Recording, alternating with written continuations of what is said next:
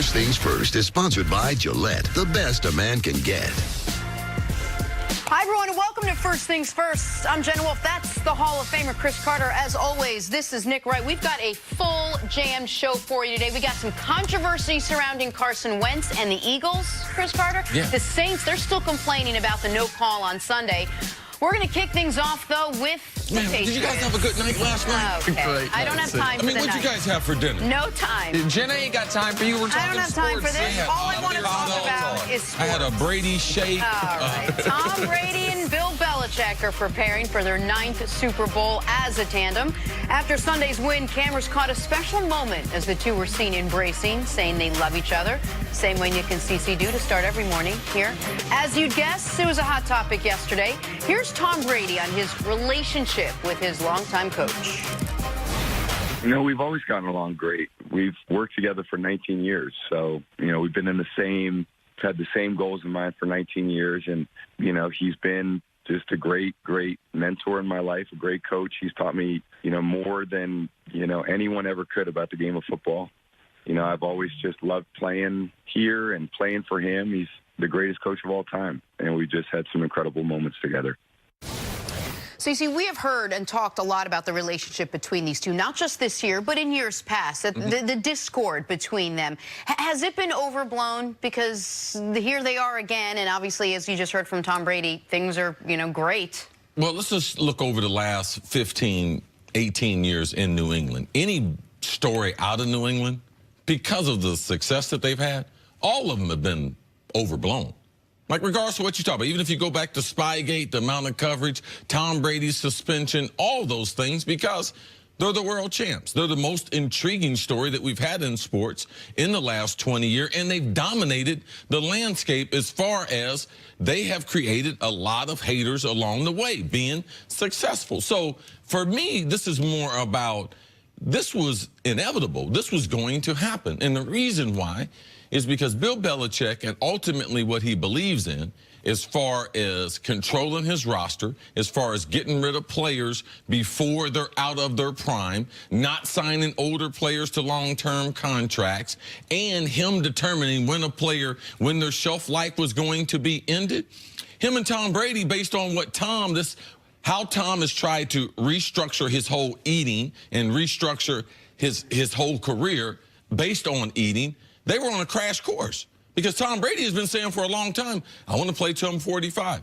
Well, Bill Belichick, ultimately, that was going to meet, regardless. If we weren't talking about anything else, just forget about relationships, how tough they are, being in a pressure environment that they have been in, all the things. Yes, that's a normal amount of stress on any relationship. But, you know, Brumley brought it to my attention. Man, let's look at some of the greatest relationships ever. They break up. Right. Go ahead. If you No, go ahead. That's it. No, I mean, that's what bands. You know what I mean? Be it the television shows. Like, there are a lot of long-running television shows, but like the person sitting with Regis changes, and so it's hard for things to last. Marriages, and I don't think it was overblown. I think what happened last year and what was reported last year was real. There was a power struggle, and Brady won it. And you know what? I think they're both better off for it. I think Belichick was looking for the same timeline I'd been looking at in NFL history, which was no one had done what Brady did at 39. So is he going to do it at 40? And at 41, he says he wants to play till he's 45. I've got this young quarterback who I think can do it. I know at the time being would be doing it cheaper. And then the inflection point of the relationship where even if Brady already had seized some of the power was the comeback in the Falcons Super Bowl. From that moment forward, Tom Brady, if he wasn't already a made man in NFL lore, he became as made of a man as you can within the only people who have real power over Belichick's life, the Crafts. And because of that, we saw what we saw last year, which was almost seemingly rushed at the trade deadline. Jimmy Garoppolo traded. I do think there was real discord, but discord doesn't mean dysfunction. And discord doesn't mean it just didn't. Absolutely right. And it all worked out. Right. I know they didn't win the Super Bowl last year, but that wasn't on number 12. What did he throw, 500 yards? He was great. And then this year, when things seem to be on the team level deteriorating from a performance standpoint, come the playoffs, they dominate the Chargers. Belichick has a brilliant game plan for the Chiefs. And then in the final moments, guess what? Brady was perfect. And so to me, that embrace at the midfield was, maybe I'm reading too much into it, but when I'm looking at it, it was a realization from both of them. Man, we don't get to 9 by ourselves. We might not get to 5 by ourselves. We might not get to 3 by ourselves, because that Chiefs game was the perfect melding of the two.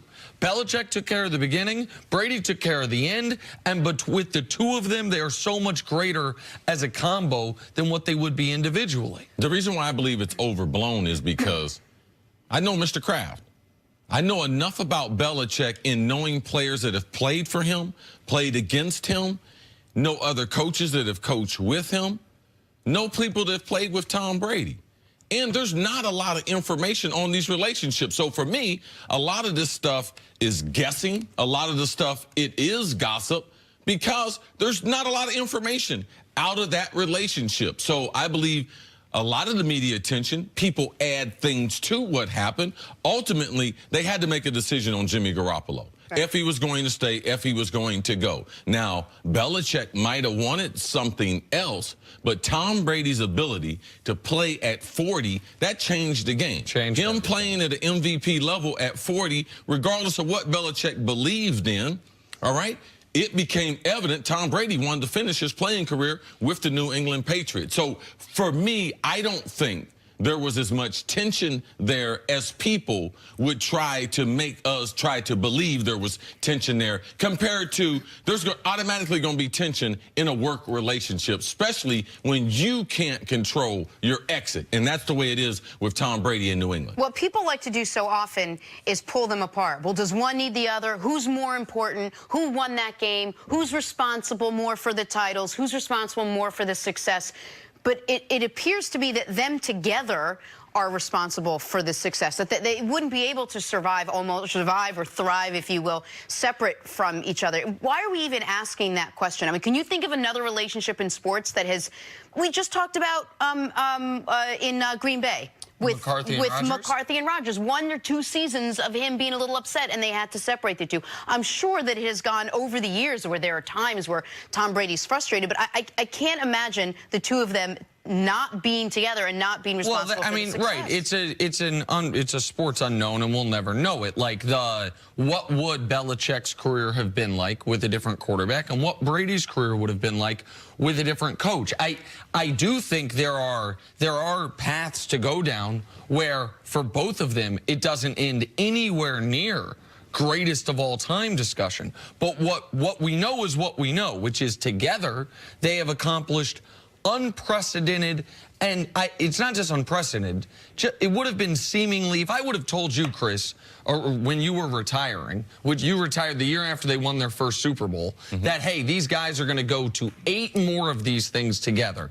They're going to win 4 more, maybe 5 more. I don't think you would have believed it was possible. I don't think anyone thought that it was. No, I would have put that in the bag of Nick Wright's hot takes. Right.